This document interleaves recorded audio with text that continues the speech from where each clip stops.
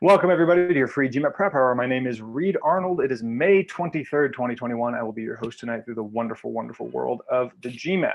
Those of you that are here live, welcome. Those of you that are watching the YouTube recording, welcome belatedly. Glad you could make it. If you're looking for other free resources that you can use to study for the GMAT, you can try the first class of our full 9-week or 9-session course for free. That is over 10% of the entire course that you get free of charge.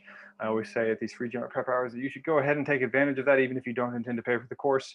Just don't tell my company that I advocate for such a thing. Class 1's a big class. We talk about the structure of the GMAT. We talk about data sufficiency, which is this really weird question type that only shows up on the GMAT. It's worth getting some foundations there. We talk about sentence correction and some big, overarching strategies on how to handle sentence correction. So really, really helpful class that you get no charge at all. If you are maybe interested in taking a class, scope out a teacher, try them out for free, see if you jive with them. And if you do, go ahead and sign up for the full course. But again, even if you don't, it's a free 10% of the Manhattan Prep product. No reason not to take it if you're studying for this test. If you're not studying for this test, why are you here? This is not entertainment. The other thing you can do for free is try our interactive on-demand course. That is our full video course that you can take. We have a syllabus lined up. We have our Interact video platform, which is a really great video course. It's the kind of course that adapts to you as you answer questions, much like the test does. So if you get a question right, the Interact program will say, great, here's a harder version of that question. If you get a question wrong, it'll go a different way and say, okay, you missed that question. Let's dig into the foundations a little bit more. So it's a really helpful, really just wonderful, more personalized video course than you might be used to with most video courses, because it actually changes depending on what your answers are.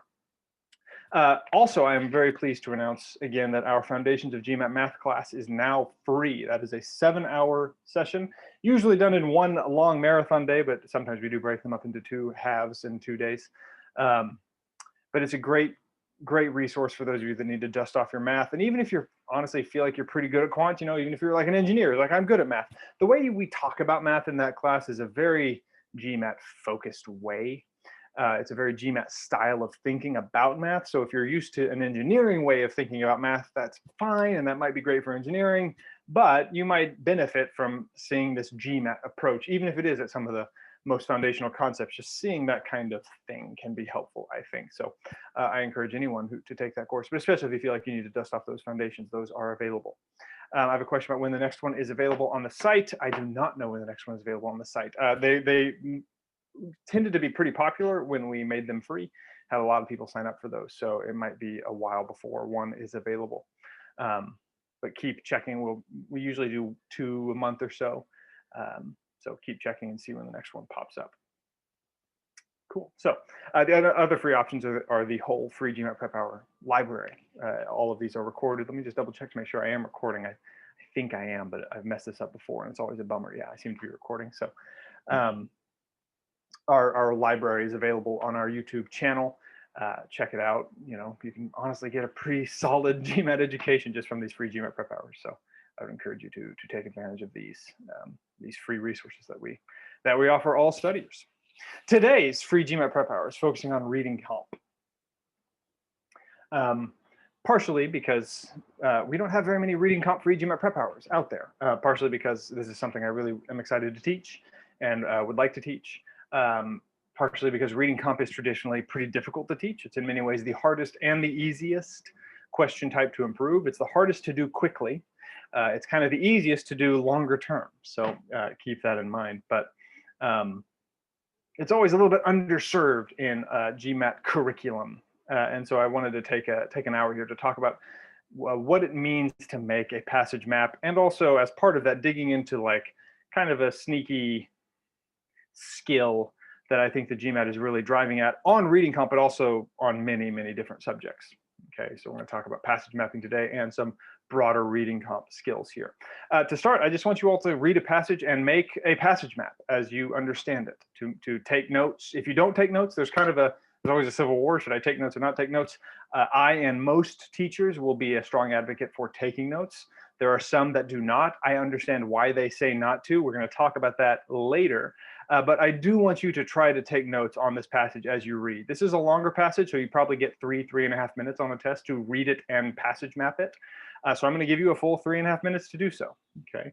And if you feel like you're finished, don't be finished. Keep working. Keep, refining your map here. So let's, I'll pull up the clock here. So 2.5 minutes for this passage.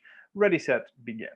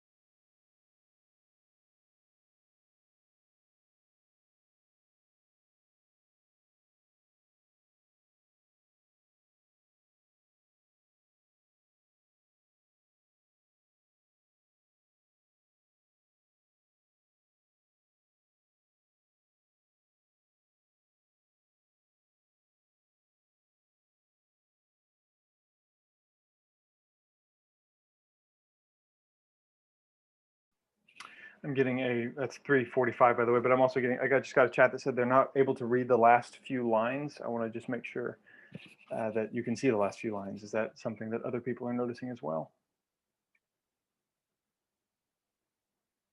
Okay, so I restaged the screen, so that should fix it. So if you need a few extra seconds here to look at those last few lines, go ahead and do so.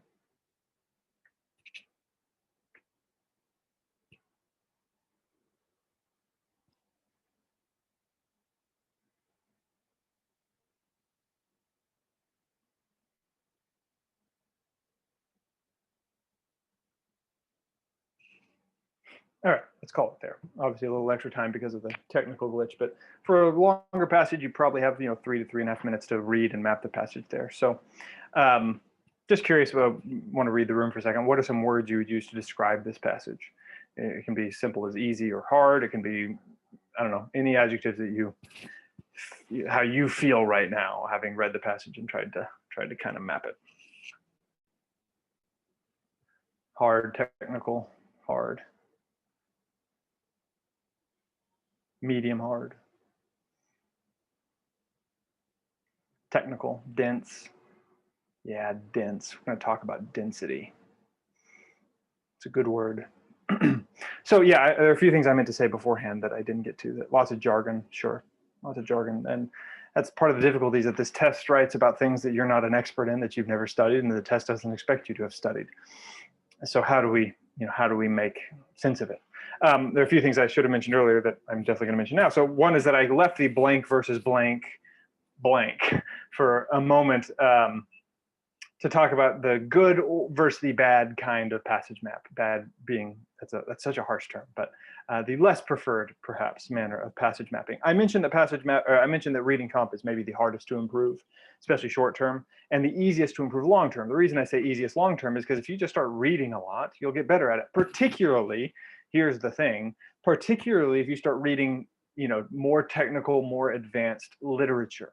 Most of what we read, most of what is published for us, you may or may not know, is really published for like the 8th grade level. Even, sophisticated material is made for the 8th grade level. Why? Because we can digest it relatively easily, right? No one wants to come back from a hard day of work and, curl up with a book that makes them work really freaking hard to understand, or a newspaper that like we really have to untangle.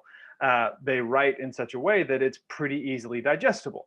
The GMAT publishes at a college or even grad school level on, again, topics you don't know, don't study, will never study, you'll never read about again, quite frankly. And so, what makes that harder? What's the difference between an 8th grade level and a grad school level?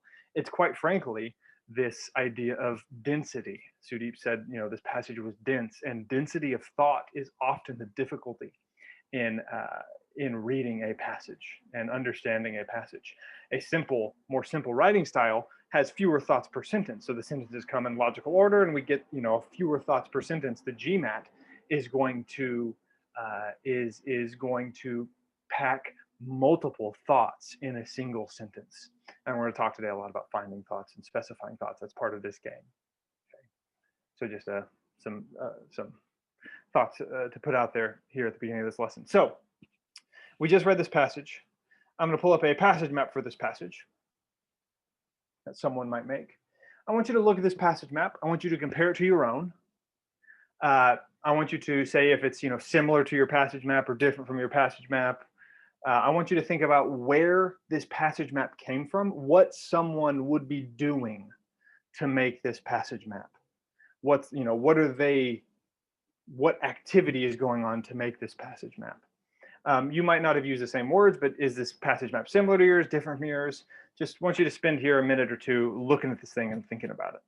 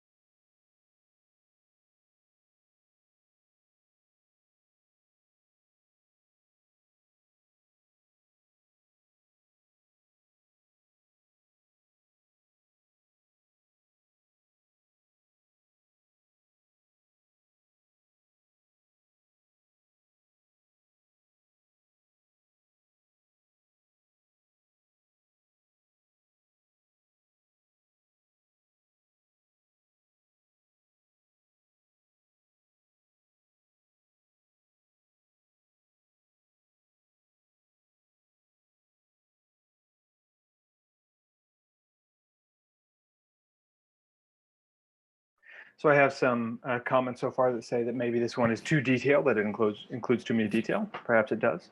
What I want you also to think about, though, is not just is it too much or too little detail, but also, again, not where, but how did someone make this passage map? What did they do to end up with this passage map? That's not, again, I'm not saying it's good or bad.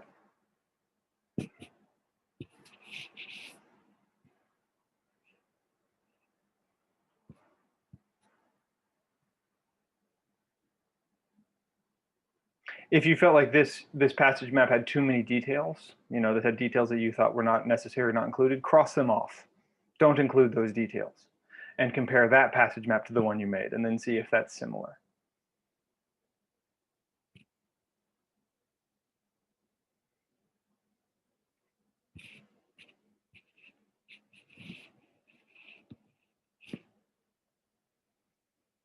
So the distinction I want to make today about passage mapping, this blank versus blank that I left blank earlier, is synthesis versus summary.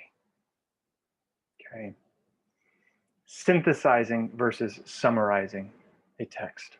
And I really want to emphasize that the first is what we are trying to do. We are not trying to summarize. This passage map is, I didn't do this exact passage, but this whole lesson was inspired by a lesson I had with a tutoring student recently. If you ever watched this, thank you for inspiring this lesson. I hope our session was valuable and that you find this video valuable should you be watching it. But we were talking about reading comp, and I had her make a passage map, and I realized what she was doing to make a passage map. And I also realized that, yeah, I see this a lot. This is what a lot of students do to make a passage map. I have to talk about this. This is clearly a widespread issue that needs addressing. Okay. Let me show you the passage map I made for this.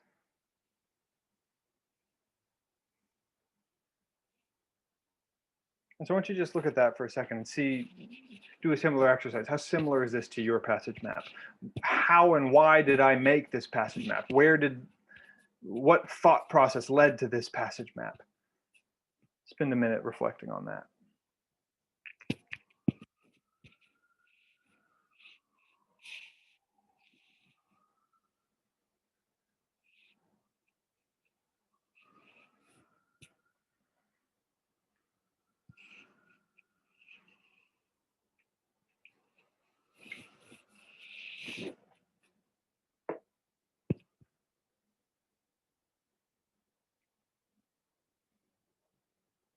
I'm getting a quote that says, "This is more like a summary," which hurts my heart a little bit because I definitely didn't intend that.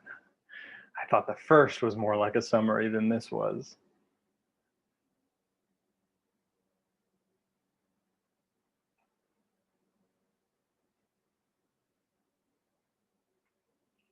And again, maybe I included some details that you don't need included. That's okay.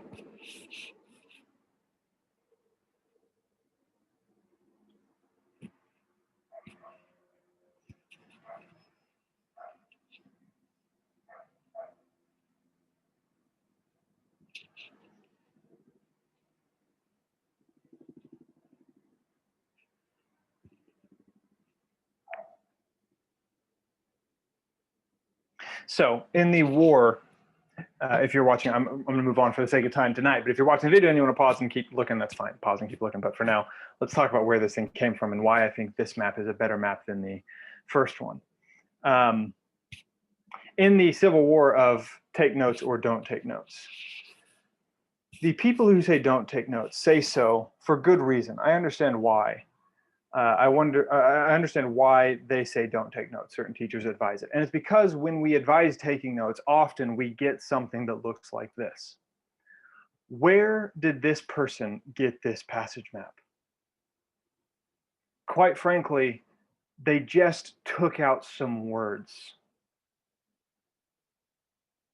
They just found words in a passage and took out some of the words in between and basically just rewrote the thing in the order the information came. And they abbreviated, maybe they changed a word here and there, but basically it's the same thing as the passage. This is summarizing, and it is what you definitely want to avoid doing. I would rather you take no notes than take these notes. Why? Because these notes take minimal thought. Minimal. I'm not going to say no thought because, I guess you do think about what words to leave out, but they take minimal thought.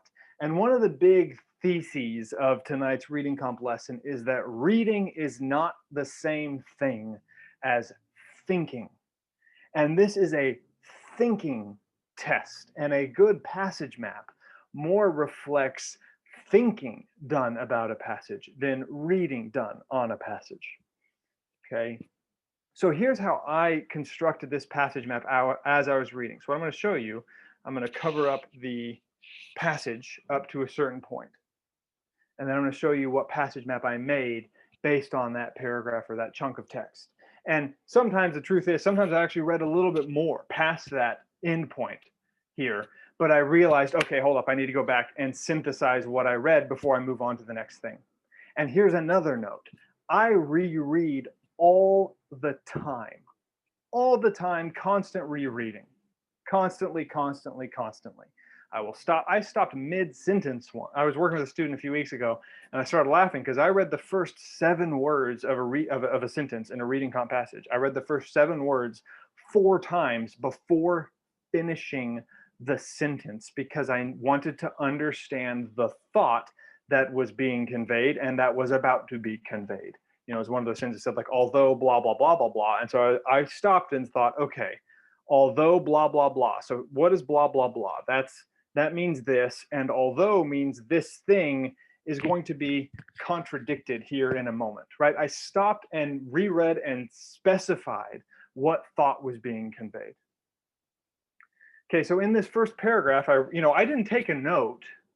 That's the other thing about this. That's the other thing about this style of taking notes. Usually it happens as you read. You're reading and taking notes and just like taking out words sometimes, but it's as you read. No. You read and you stop and then you take notes. And then you get the ideas onto your paper. So I read this first paragraph fully. I didn't stop, and maybe I even kept going. Usually I won't. Usually if it's the end of a paragraph, I'll stop and take some notes. But I saw that we had comparable worth that compares the value of different jobs, and it's gotten more popular in business and government. Notice I'm using some of the same words, but I'm also synthesizing like private sector firms, as well as federal, state, local government. I'm just synthesizing. We have business, government. It's getting more popular. Okay, I have an up arrow on popularity. I don't know if the word popularity is technically used, but that is the idea that is getting across there at the end of that first paragraph. Okay. I then read a little bit further. And again, I might have read a little bit further than this text shows, but eventually I decided, nope, stop, go back, synthesize the thought that just came. Usually, guys and gals and folks, there's going to be like 4 to 10 chunks of text to synthesize, to understand what that means and what it means in relation to the other 4 to 10 chunks of text. So I read this next chunk of text. Notice the word however. You look for these keywords that are often like stop signs, like, okay, hold up. Let's first understand the chunk that came before that. And the whole point of this chunk of text is that, hey, the fact that this thing is growing in popularity shows that people know pay is unfair. And that, what does it mean by not fair? It doesn't reflect the value of the job. Okay. Things like this widespread institutional awareness, words like this are worth slowing down and thinking about, because it's like, what widespread? What does that even mean? What is that referring to in the passage? Oh, it's referring to that fact that it's becoming more popular. We have a direct connection of thought from the previous paragraph to the next. And so I symbolize that with an arrow, right? I show that, hey, this increase in popularity, that the author seems to think that shows that the public is aware that pay is not fair. Okay, we're going to talk a lot about reference words today, but it's a good thing to look out for whenever a part of the passage is referring to another part of the passage. Pronouns are a good indication of that. This is a referent pronoun.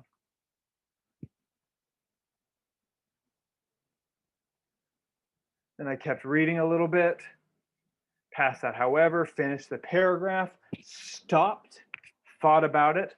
Okay, so the question is, so we know that comparable worth has led to more pay equity. Okay, and where do I know that? Let's see. Have the gains already been made? Have the gains already made in pay equity? So that told me that, hey, we are seeing more pay equity under comparable worth practices. Okay. So I know that comparable worth has led to more pay equity, cause effect, this led to this. That kind of thought is one you want to look out for. Then the question was, is it permanent or temporary? Is this pay equity going to stay or not? And then here's then all of a sudden it says, we're talking about, is it going to mislead female employees? And so we hadn't talked about a gender differential until this moment, but it seems like now that's going to be a big focus. Now we're talking about what kind of equity we're looking at. We're looking at an inequity in gender. And so the question is, hey, did businesses do this just to, trick female employees? Like, hey, we're being equal now, but like, not really. We're going to change back here in a few years. Or is this a longer term fairness? Okay. So notice again, arrows. Not everything is a paragraph form. They're connected. There are lines connecting things, but it's not just a list of words that are in the passage. Okay, it's more thoughtful than that. Okay, then after the next sentence, I stopped. Comparable worth payments are indeed precedent setting. This won't always happen, but it just immediately answered the question. Permanent or temporary? Permanent, says the author. They are indeed precedent setting. That seems to be like, okay, we're making a permanent change. So I just took a note of that. As we're, okay, that thing I just asked, author says it's permanent. Arrow pointing to permanent. I don't need to rewrite permanent. Then I finished the whole paragraph. There's a lot there. It's a whole chunk of crud. That's a good sign. I highly recommend everyone watch Avi Gutman's How to Read for a Reading Comp lesson. It's very different than how I teach reading comp. He will advocate sometimes just like skipping full chunks of the paragraph. I don't advocate that, but I think it's a brilliant lesson. There's kind of this like, Taoism way of no way that you can get on the GMAT. It's good to take in many points of view. So he might say like, yeah, kind of skip some of this. I never say outright skip. I say maybe skim. Certainly know why the stuff is there. What job is it doing? But it seems that what this whole chunk of text does is to compare how well comparable worth is versus how well the other mandates are in terms of this, solution of equity. Does it make things fairer or not? And it says what the difference is. Comparable worth takes out, made the pay differences go away, at least the unjust ones, it says. Other mandates said it made the pay differences stay, didn't work. Comparable worth makes different jobs, considers that different jobs have similar skills and therefore similar value to the company. Other mandates didn't do that, including these were two examples given of those other mandates. Again, some of this might be too detailed. I get it. Maybe there are some things here that you don't need to write down. But you can't deny that it isn't thoughtful, that it isn't more structured, that it isn't just laying out words in the passage side by side. Just taking out some of the words that, I don't need that right now.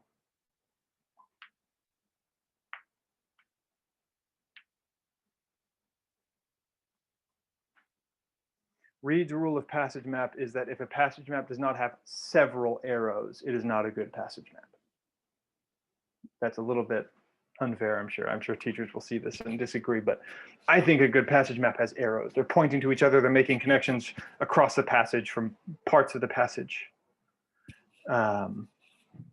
Labeling, ups and downs and check marks and X's, right? They're symbols. They're not full writing. What is the tone of this passage? Informational, I would say. Sudeep. It's laying out a comparison of strategies to eliminate pay equity. And maybe you could say it's not argumentative. I guess it does take a side in that it seems to think about comparable worth, but it's not combative. It's just explaining why comparable worth is the better preference.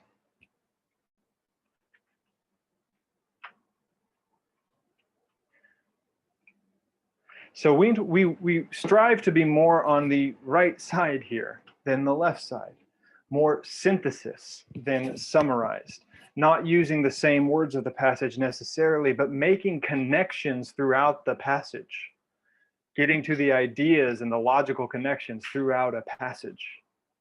So here are a few tips that I have about passage mapping. Again, synthesis, don't summarize. Do not take notes as you read. You read, you stop reading. I've seen students not do that. They go top to bottom, left to right. They never stop once. Or if they do, it's very brief. Okay, don't feel like you have to keep going. Sometimes it's better to slow down and understand what the heck is going on before you move on. Because if you move on from poor understanding, I promise you, it spins the rest of the passage into chaos. And when you're not sure about what something means and you kind of convince yourself that it means something, but it doesn't really mean that thing, then the rest of the passage you read and you like shoehorn it into the way you read it before because you were rushing because it's timed and you got to get through it. When if you'd slowed down at that part that was giving you trouble and really understood it, you could have gone a little bit faster through the end and made up the time having not misread or misunderstood. So stop, reread stuff actively. Don't reread in the sense that it's like, oh, I just finished a paragraph and I zoned out. I don't know what I just read. That's bad rereading. Good rereading is, okay, I just read that chunk. Let me go back and figure out what that chunk was doing and what the main ideas were in that chunk and how it relates to other chunks in the passage. So you stop, reread, you stop again, you think about the passage. Reading is not thinking. And then you write down your passage map, your synthesis of that chunk.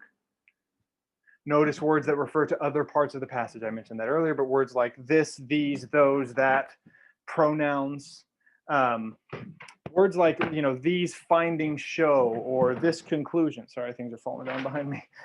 These findings show, or this conclusion demonstrated, or this evidence was, any like vague term referring to another thing in the passage. Take a moment, slow down and connect those parts. Someday I might want to do a full lesson on what I call the 6 C's of reading comp, but this is the stuff the GMAT really wants you to look out for. It doesn't expect you to know the science of stuff. You're not trying to be scientists. But it expects you to find these things and understand those in relation to the passage. So convictions, meaning what people believe and think, comparisons when you compare two things like comparable worth strategies or other strategies, right? That was a comparison. Cause and effect. Hey, comparable worth led to more pay equity. Great. Change. Hey, I mean, again, there's overlap here, but when we implement comparable worth, we get more pay equity. That's a change. Conflict, when there's things that kind of butt against each other, or something led to something that was kind of not expected, or two people disagree.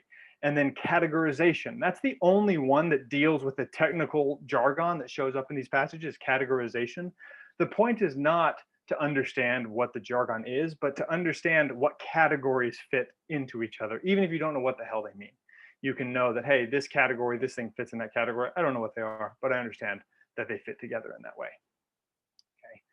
I have a question. To read everything and synthesize in about 3 minutes doesn't seem like, is that a question? Does that seem like a lot of time, Noel? Like that's too much time? Or like that's not enough time to read and synthesize? Not enough time? I would say practice finding the key words. And again, finding these main things. I would also say slowing down up front actually can speed you up towards the later section of a passage. A lot of people slow through the first paragraph or so to really understand what's going on. And by understanding that text better, moving through the rest of it moves actually a little bit faster. Okay. And a lot of these passages, 3.5 minutes should be enough time. Some of them, the shorter one, you might want to be done in 2.5 minutes, but if you take a little extra, sometimes that's okay.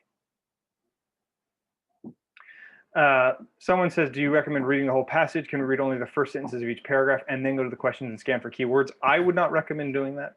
I would not recommend something quite so automatic. especially, like that doesn't require thinking to read the. I mean, I guess a little bit does, but like every time I see a passage, I'm going to read the first sentences of paragraphs and go to the questions. That's not. That's an algorithm. That's something that's automatic. It's not thought out. It's just something you're going to do every time. And the GMAT doesn't really reward algorithms all that much. It's a thinking test. It wants you to think. And this might not be enough time right now, everybody. But again, this is why practice over time can change how you read and see these ideas in the text. Don't expect this to happen automatically. Don't expect to just like make a synthesis map. Oh, I'm going to take maps differently now and it's going to be easy. No, it's going to take some practice to make a map like this. You're going to have to focus on how does one make a map like this? What do they notice? What words do they see? Why do they see those words? It has to do with those 6 C's, I would say. And again, someday I might do a video on those 6 C's and how often they show up. Okay. There is Avi's video does talk about skipping a lot of stuff in paragraphs. I don't think he would advocate automatic skipping of, just you read the first sentence and you just automatically thoughtlessly skip. I don't think he would be quite so rigid in that strategy. His point in that video is to skip when you understand what the text is doing. You don't need to get bogged down by the details of the text once you know why the text is there. Once you know, hey, this is evidence for that claim. So in that last paragraph, that long last paragraph, Avi might say, hey, all this stuff, after about here, I might realize that, hey, what we're doing is comparing how comparable worth strategies brought pay equity and other mandates didn't. And I know that that's going to be like the chunk of this text for a while. And I know that's what it's saying. And so I can kind of skip to the end of the paragraph because I understand what this paragraph is doing. And I understand that's maybe not a bad idea, but you do need to understand what the text is doing. Avi's video is not an invitation to just skip stuff. It's to skip stuff very thoughtfully. And what I'm advocating today is more thought. So if you take this, thinking more about what you're reading and decide, yeah, I don't need to read as much, fine. Not going to fight you. But so many people read for this surface level, what words are in the passage thing. It's not what words are in the passage, it's what thoughts are in the passage. So this last thing I mentioned on this slide here, get to the pure thoughts. What do I mean by the pure thoughts? So here's a simple example of it, okay? The yellow cat is on the red ball. This is a very simple sentence, right? No getting around it, but it will be demonstrative of the point, I think. The yellow cat is on the red ball. Well, those are words. Words are a tool. They are a tool to convey thought, logic, or emotion. The GMAT doesn't care about that one. That is art. That is novels. We are doing thought and logic. And those are what we're looking for. So what thought is conveyed by the cat is on the red ball? Well, that's not the most complicated thought, but hey, I have a cat on the red ball. And like see past into the world of the logic and the idea. Visualize the abstraction if you can. Now, of course, this image, we actually don't know how big the ball is, and maybe there's also a dog on the ball, and maybe the cat is thinner or fatter, but like there's a yellow cat on a red ball. That's the thought that's being conveyed. And when we understand that thought and we think about that thought, we might realize there are so many other thoughts that can be conveyed by the notion that a yellow cat is on a red ball. We know the red ball is under the yellow cat. That is an inference that can be made by saying the yellow cat is on the red ball. It's just another way of expressing that thought.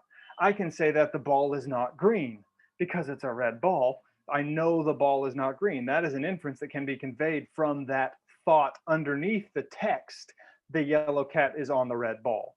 I know that the cat is not on a cube because it's on a ball, right? That is a thought that is connected to the thought that the text gets to. Okay, and of course, what actually happens here, you can visualize those, right? If the cat is on a red ball, you might actually get to the inference that the green ball, that the ball is not green. That's a thought as well. And then there's language to express that thought. And if the cat is on a red ball, then it's not on a cube. And there is language to express that thought. But the thoughts connect down here. And it is my opinion that too many students focus on the words.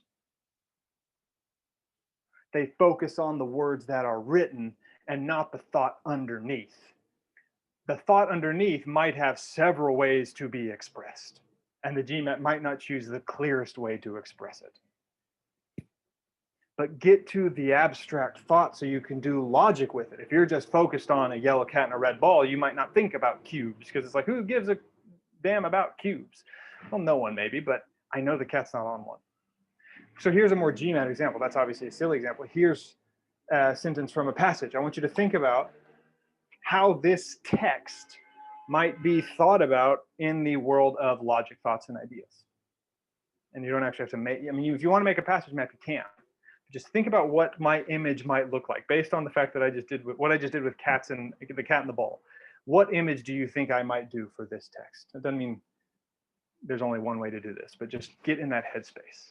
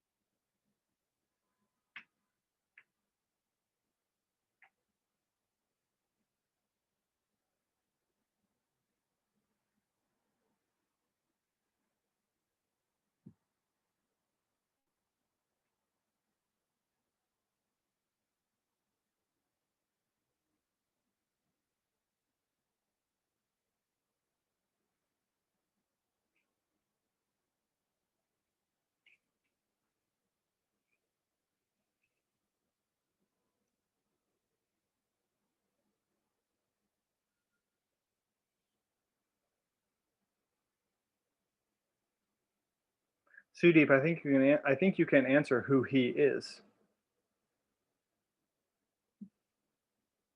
Yeah, it's Alan.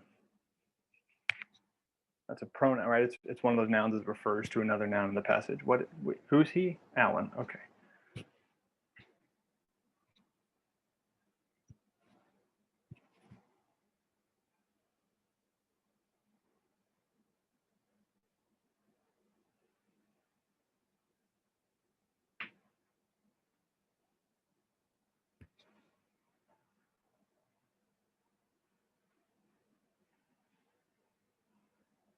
So what do I have in this paragraph, these two sentences?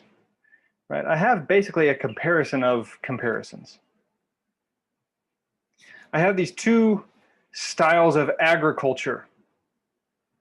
There's agriculture in the American colonies, and there's agriculture in the United Kingdom. And I have two groups of people that make statements about this comparison of the two kinds of agriculture. Other historians have a very loose connections. How do I know that? Because Alan suggests that there is a more direct continuity between the English and colonial agricultural practices. So Alan makes a much more direct line between these two practices, these two agricultural practices in these two places. Other historians make a looser connection, so I visualize that with a more windy, dotted line, whereas Alan's is like a firm, straight line. Then our author comes in and says that Alan overstates that. It's not quite as direct as he says. And so I didn't have a way to visualize that. I just wrote overstated. And this is the thing, to convey thoughts and ideas, I have to use language sometimes, right? Like there's no way to express the thought so that you can understand it sometimes without using the word. But in my abstract understanding of the text, underneath the text, I have this sense of, okay, I have the two places, I have the two kinds of agriculture, I have what people thought about them, loosely connected. Then I have Alan, who's like, no, pretty strongly connected, but the author thinks, no, not as strong as Alan says. And I get to that from the text, and I don't focus on this crap. This crap was a tool to get to here. And once I'm here, that's where I am. The text is wallpaper for this. Get through the wallpaper. A really, really good video to watch that's similar to this topic is Witt's free GRE prep hour on reading for the simple story. It is for the GRE. I hope to do one for the GMAT at some point, or want someone to do one for the GMAT, but it's very, very similar.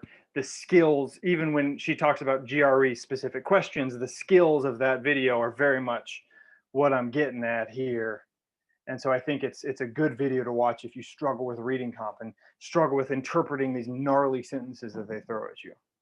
So check our free GRE prep hour page for that video there. Really great lesson.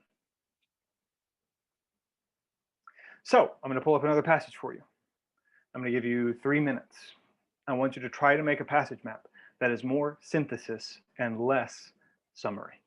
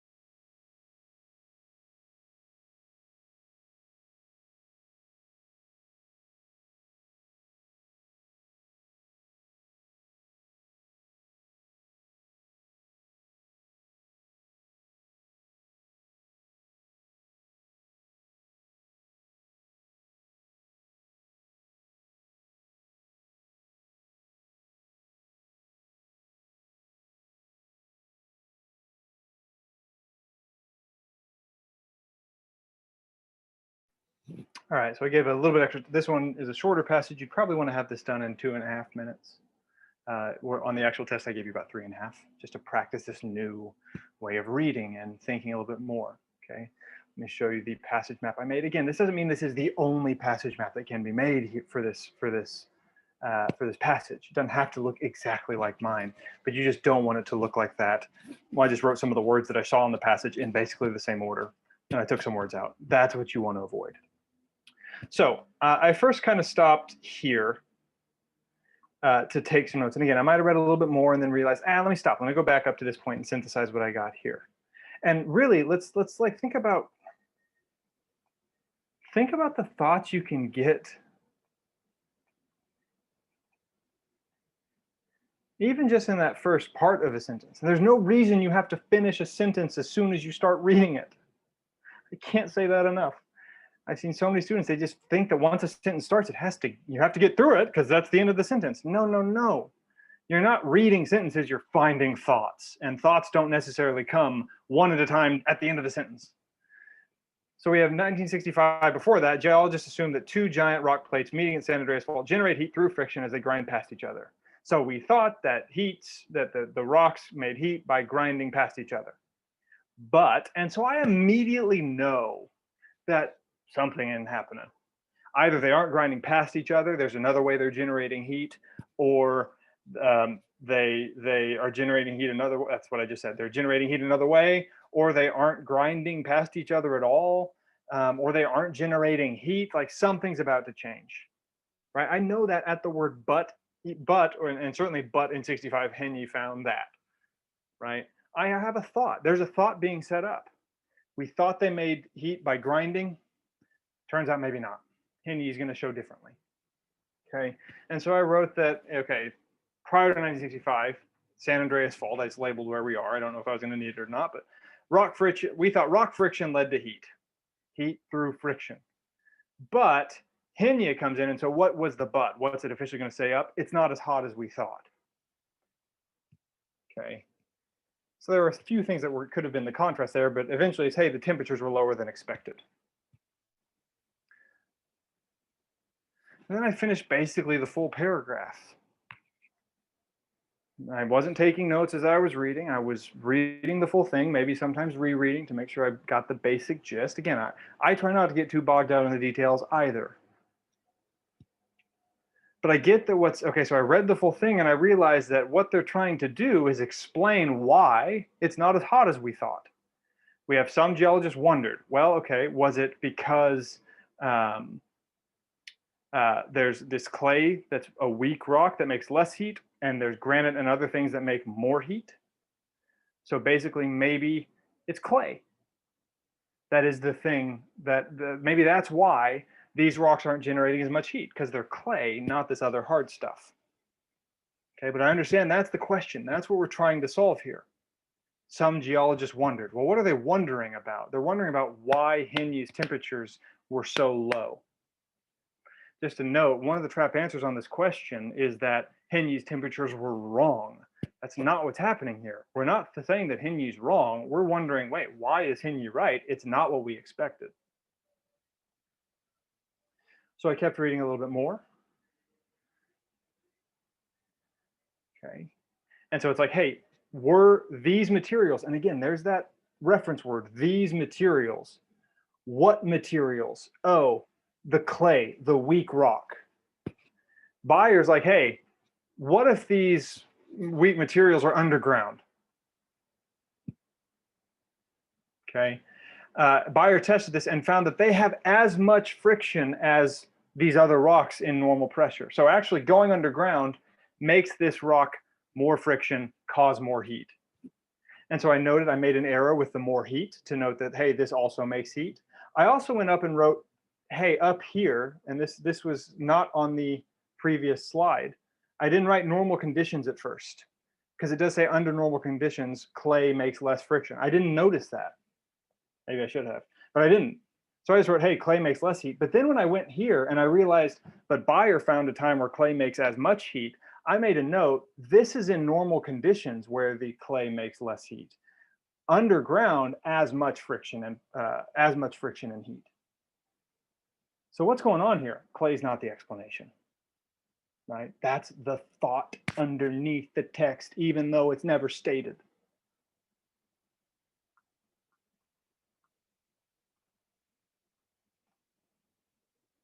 Finish the passage and then there's a new guess. Maybe water's pushing it apart. I don't know. It's pretty. But again, what is that a new guess for? Well, it's back to that main question. Why were the temperatures lower than we thought? Jessica, you get points for 11 arrows. Okay. Arrows are a requisite in Reed's passage maps.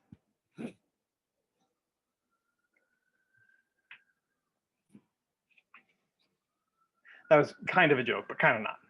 The goal is certainly not, I don't know, draw more arrows, right? It has to be thoughtful, but this was the map I made. This was the map I made for this passage. And again, sometimes I went backwards, right? When I realized that, oh, this is under normal conditions, I made a note up there for that specific situation that causes clay to be less frictionless, less heat. And then this very last part, right? It doesn't directly tie to the main question, at least it doesn't seem like it in the text. It just says, then geologists therefore wondered. Well, therefore, why did they therefore wonder whether there was water between the plates reducing the friction? Oh, because the clay doesn't explain it. If it is clay, that causes as much heat. So we're still on the question, why was this not as hot as we thought? And so at the end, I put a box around that question or that and wrote why, right? Because that's really what this is getting at. We're wondering why is the temp lower than expected? And at the end of the passage, I really realized this is the point. So I circled that moment and wrote why underneath in big bold letters. Like that's the thing we're wondering. We never give an answer. We just have some guesses. Okay.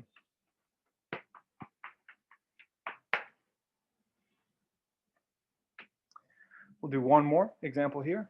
And again, try to get to thoughts underneath, try to synthesize, reread, stop, think, collect. Don't feel like you have to plug onward. This is a fairly challenging text, short though it is. So go ahead and take 3 minutes for this one, and I'll show you what my passage mapping looks like.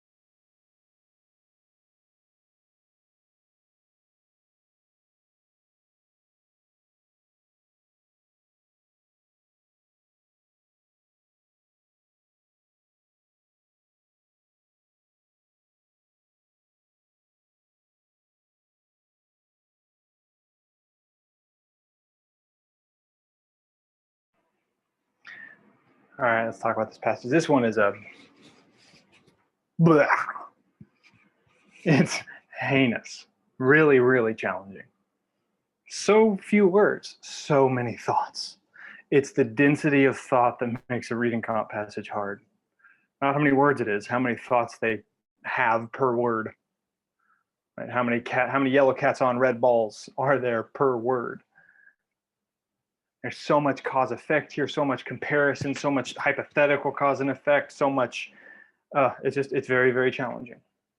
So, don't feel like you have to rush through it. It doesn't mean you have to get every single detail, but get the gist of what's being said. So I first stopped here at this end of the first sentence. You said, okay, many people say that low wages in developing countries are going to eliminate jobs in developed countries. I misspelled developed, I'm just realizing now, but put an L in developed. And I started, as the passage went on, I kept developing countries on the left side of the page and developed countries on the right side of the page. It just became something that evolved.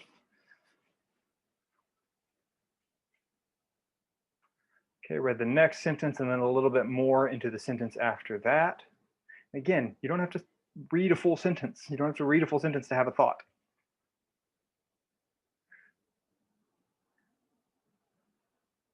So I had that in these developed countries, advanced technology made the workers more productive. That led to higher wages. That was the chain of causality that was being made. Developed countries' advanced technology results in higher production, which accounts for higher wages. So I had technology, production, wages. I didn't take a note at that point because I just didn't. I don't know. I just kept reading a little bit, and then it said that that technology is being transferred across borders. So I just took a note of it. So I wrote, then I was like, okay, we're talking about technology and how it leads to higher wages. Here it's doing it in developed countries. And then I stopped and said, and again, I might have read a little bit forward before I came back and made this note, but I stopped at this point. I was like, and this advanced technology is also going to developing nations really fast, speedily. I didn't make a note of that, but I see that it's going.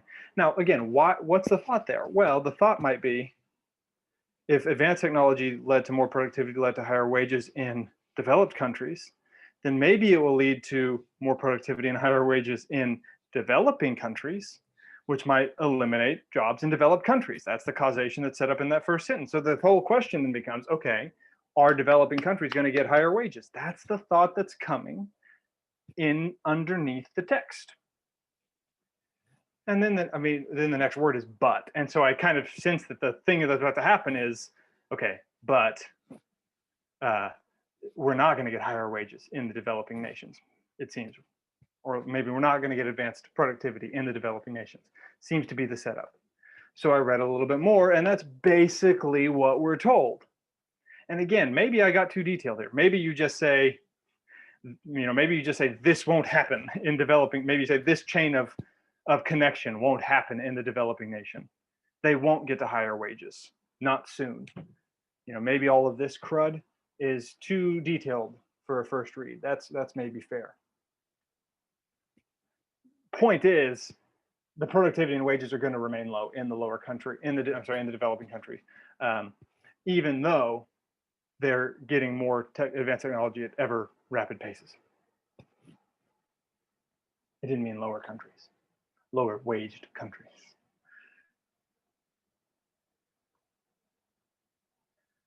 Okay, so that's the thought at that moment.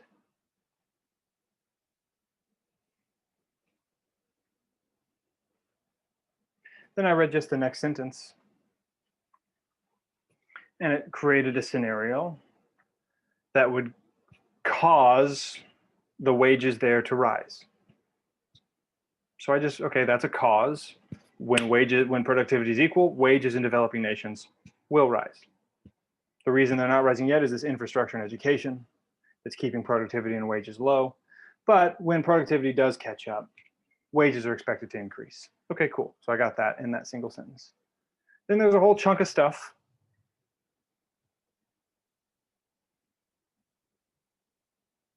Lays out a lot of thoughts here. But I'm getting a comparison, firms versus nation. I'm getting that some firms can keep wages low when that productivity increases. It seems to say for a nation that wages will go up. Productivity improvements will lead to wages going up. A firm can keep wages low, a country can't. That's the kind of thing someone asked about inferences early on before I started the recording. This is what inferences are made of. They're made at getting beneath the language.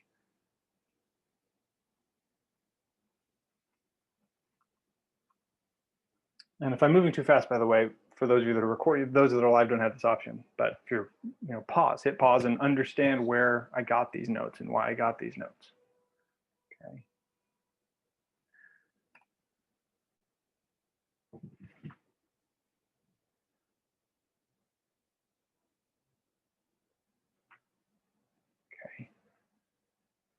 Right, a little bit more. If wages are not allowed to rise, the value of a country's currency will appreciate. So if wages don't rise, X rise, right? Don't rise, currency goes up. And then I'm told that that's the same thing as a wage increase from the developed country's point of view. So I just built that equivalency.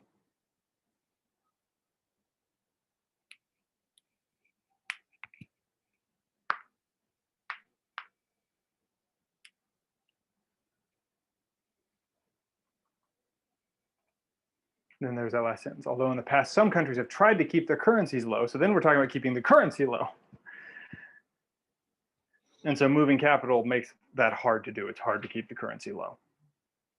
So in this world where productivity reaches, when productivity does become equal, wages are expected to rise. And then it talks about all the ways that a developing nation might try to keep wages down. But it seems like for a country, it's going to like synthesize all this. It's going to be hard for a country. The wages are going to go up. If they don't rise, the currency inflates. And yeah, you can try to stop currency inflation, but it seems like that's hard if capital moves freely. So it seems like either wages are going to rise or currency is going to inflate, one or the other. Unless you don't want to restrict, unless you restrict capital flow, which is what an inference question about this passage asks about. It asks about restricting capital flow. It's like, okay, well, that makes the currency, that makes it easier to keep the currency from inflating when wages don't rise. It's just the inverse of what I've written here. And again, I might have gone into too much detail here. That's fair. But you can't say I'm not, you can't say I'm just copying words from the text, because that can't be what you're doing. That can't be the notes you take, because it's not thoughtful. Rewriting the same words, even if you abbreviate them, even if you eliminate a few words, it's not thoughtful. Reading is not thinking. If you're going to make a passage map, do it thoughtfully. If you're going to skip, do it thoughtfully. I don't usually advocate that in students, but that video that Avi made, I love it. It's not how I teach it, but I love it. He does advocate skipping, but I know it's thoughtful skipping. It's when you know what the purpose of the chunk of text is that you're skipping is. You've thought through what it's going to be, okay? Bring the thinking aspect of this into the game and worry less about the words on the page, because those are wallpaper. Worry about the thoughts underneath.